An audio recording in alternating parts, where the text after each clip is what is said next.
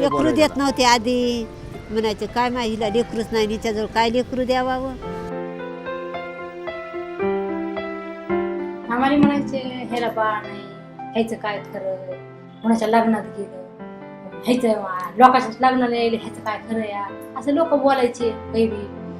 मग उठून यायचं आपलं घरला गपचूपच, घरी येऊन बसायचं.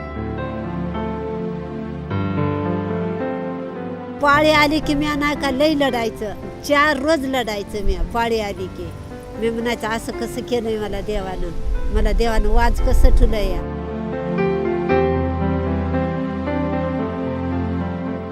ज्या वेळेस आम्हाला बाळ नव्हतं त्यावेळेस आम्हाला घराकडे सुद्धा बघू वाटत नव्हतं किंवा मनाचा आनंद नव्हता. तो एक म्हणजे असं होतं की आपण कुठंतरी कमी आहात.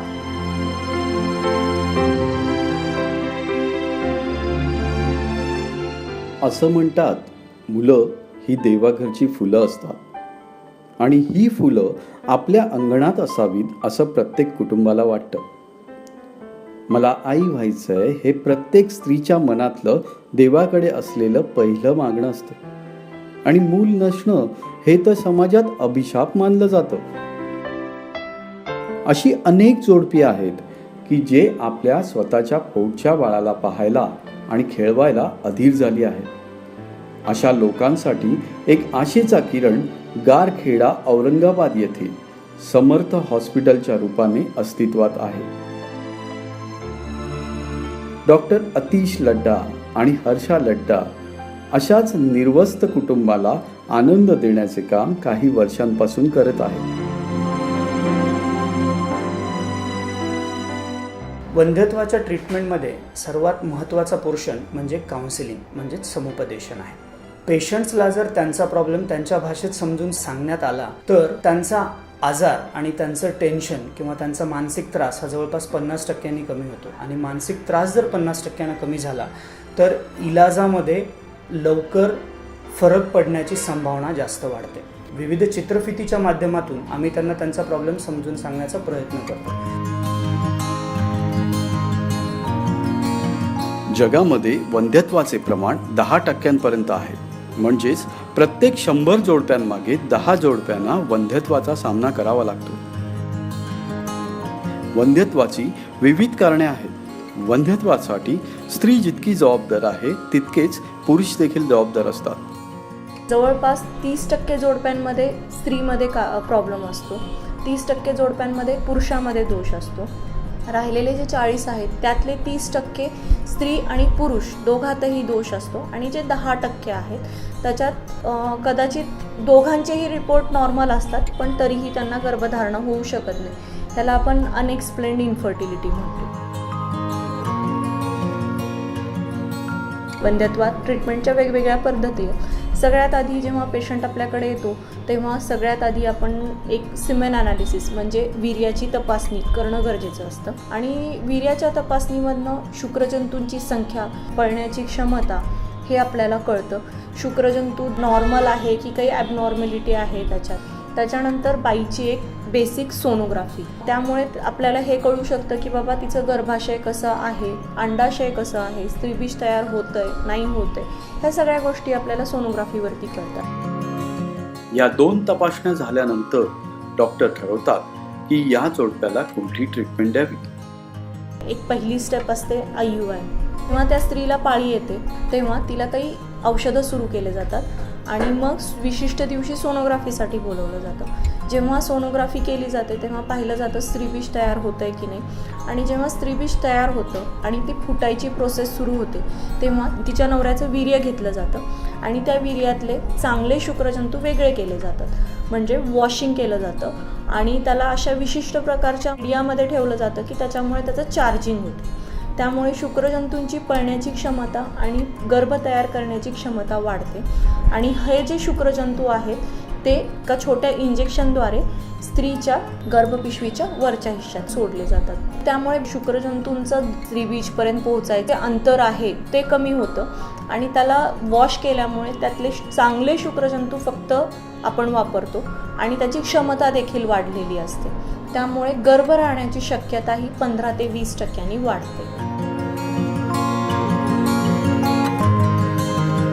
ते IUI कुणामध्ये करायला पाहिजे, तर ज्या जोडप्यामध्ये धातूंची संख्या म्हणजे शुक्रजंतूंची शक्ती आणि क्षमता कमी आहे, त्याच्यानंतर ज्या जोडप्यांमध्ये आधी बऱ्याच वेळेस सोनोग्राफी वगैरे करून स्त्रीबीज कसं तयार होतं आहे ते पाहिलं गेलेलं आहे आणि नॅचरली त्यांना प्रयत्न करायला सांगितलेले आहे तरी गर्भधारणा झालेली नाही, त्या जोडप्यांमध्ये IUI सांगितलं जातं. त्याच्यानंतर जर जोडप्याचं वय खूप वाढत जात असेल, लाईक 30 ते 35च्या मध्ये असतील आणि दुसरा काही ॲसोसिएटेड प्रॉब्लेम नसेल वाईफमध्ये, तर त्यांच्यातही IUI सांगितलं जातं. पोस्टकॉयटल टेस्ट ज्या जोडप्यांमध्ये खूप पुअर आहे, खराब आहे, त्यांच्यातही IUI ॲडवाईस केलं जातं. ज्या जोडप्यांमध्ये IUI बऱ्याच वेळा करून जर फरक पडला नसेल तर त्या जोडप्यासाठी IVF ही ट्रीटमेंट सांगितली जाते.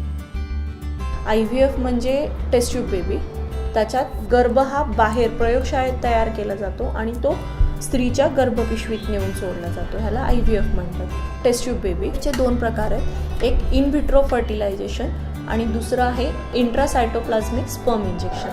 आता इन व्हिट्रो फर्टिलायझेशन म्हणजे काय केलं जातं, तर त्या जोडप्यामधल्या स्त्रीचं स्त्रीबीज आणि पुरुषांचे पुरुष बीज म्हणजे शुक्रजंतू हे एका विशिष्ट प्रकारच्या डिशमध्ये, विशिष्ट प्रकारच्या माध्यमामध्ये एकत्र ठेवले जातात आणि मग त्या सगळ्या शुक्रजंतूंमधलं जो सगळ्यात बेस्ट आहे तो स्वतःहून त्या स्त्रीबीजमध्ये जातो आणि गर्भ तयार होतो. ह्याला IVF म्हणतात, इन व्हिट्रो फर्टिलायझेशन. आणि आता आपण बघूया दुसरी पद्धत, ICSI म्हणजे इंट्रासायटोप्लाझ्मिक स्पर्म इंजेक्शन. तर ICSI म्हणजे काय, तर एकेका स्त्रीबीजमध्ये एक शुक्रजंतू नेऊन सोडला जातो आणि त्या शुक्रजंतू आणि स्त्रीबीजचं मिलन होऊन गर्भ तयार होतो आणि हा तयार झालेला गर्भ गर्भपिशवीत सोडला जातो. IVF ही स्पेशलाइज्ड ट्रीटमेंट आहे. त्याचा सक्सेस रेट हा 40 to 50% असतो. तर तो जोपर्यंत आपण गॅरंटी नाही करू शकत की ठीक आहे बाबा ह्या जोडप्यामध्ये 40 ते 50% आपल्याला चान्सेस मिळतील, तोपर्यंत वी कॅनॉट प्रोसीड फर्दर. तर त्याच्यात आपल्याला काही रक्ताच्या तपासण्या असतात ज्या की पाळीच्या 2ऱ्या किंवा 3ऱ्या दिवशी कराव्या लागतात. त्याच्यावरनं आपल्याला हे कळतं की त्या बाईचं स्त्रीबीज जे आहे त्याची क्वालिटी कशी आहे, म्हणजे त्याची क्वांटिटी किती आहे, किती प्रमाणात स्त्रीबीज तयार होतात हे कळतं, पहिली गोष्ट. दुसरी महत्त्वाची गोष्ट, काही गरज असेल, काही जोडप्यांमध्ये हिस्ट्रोस्कोपीची गरज असते, म्हणजे बाईचं गर्भाशय दुर्बिणीद्वारे तपासणे, म्हणजे गर्भाशयात कुठे काही प्रॉब्लेम असेल तर ह्या गोष्टीसाठी थोडासा कालावधी लागतो. त्यामुळे एक ॲप्रॉक्सिमेटली 1.5 महिन्याच्या कालावधीमध्ये ही प्रक्रिया पूर्ण होते.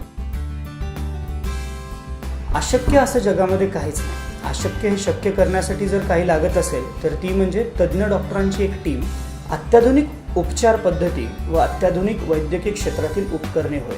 आम्ही विदेशातून तसेच देशातील अतिउच्च क्वालिटीचे तंत्रज्ञान आमच्या हॉस्पिटलमध्ये आणले आहे. त्या सर्व तंत्रज्ञानाचा वापर करून आम्ही वंध्यत्वावर मात करण्याचा प्रयत्न करत आहोत.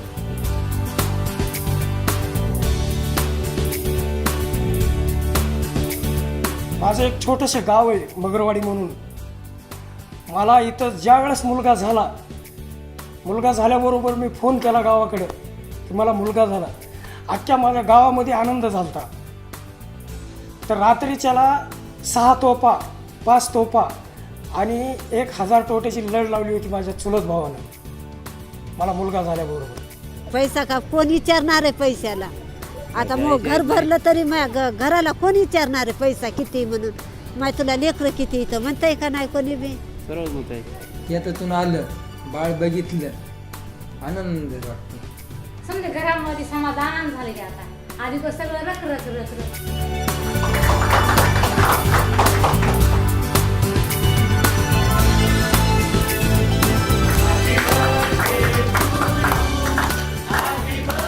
टेस्ट ट्यूब बेबीची प्रक्रिया असेल किंवा वंध्यत्वाची प्रक्रिया असेल ही जास्त लांब चालणारी ट्रीटमेंट आहे. त्यामुळे ऑटोमॅटिकच आमचं पेशंटसोबत बॉन्डिंग तयार होतं. पेशंट्सला रिझल्ट आला की त्यांच्या आनंदात आम्ही आनंदात सहभागी होऊन जातो आणि त्यांचा जर रिझल्ट चांगला नाही आला तर त्यांच्या एवढंच दुःख किंवा कदाचित त्यांच्यापेक्षा जास्त दुःख आम्हाला होतंच.